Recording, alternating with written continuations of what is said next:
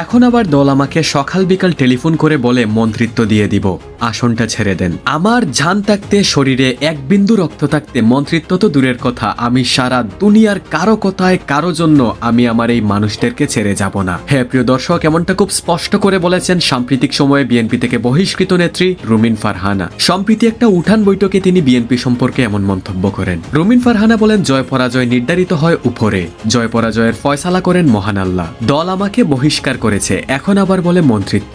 আমি কোনো কিছুতেই আমার এলাকার মানুষকে ফালাইয়া দিয়ে যাবো না। তিনি এমনটাও বলেছেন, বেগম খালেদা জিয়া থাকতে দল আমাকে বহিষ্কার করতে পারেনি। বেগম খালেদা জিয়ার হাত ধরেই আমার রাজনীতিতে আসা। মৃত্যুর কয়েকদিন আগেও নাকি বেগম খালেদা জিয়া বলেছেন রুমিন ফারহানা কেন মনোনয়ন পায়নি, কিন্তু দল সেই উত্তর দিতে পারেনি। তিনি এটাই বোঝানোর চেষ্টা করেছেন যে বেগম খালেদা জিয়া যদি জীবিত থাকতেন তাহলে হয়তো আজকে তিনি ব্রাহ্মণবাড়িয়া 2 আসন থেকে বিএনপির মনোনীত প্রার্থী হতেন। তাছাড়া তিনি বলেছেন, আমরা 22 জানুয়ারি প্রতীক পাওয়ার পর আমাদের নির্বাচনী ইশতেহার আছে, পরিকল্পনা আছে, সেই পরিকল্পনা অনুযায়ী এগিয়ে যাব। আপনারা কোনো হুমকি দমকিতে কান দিবেন না, এই সরকার নিরপেক্ষ।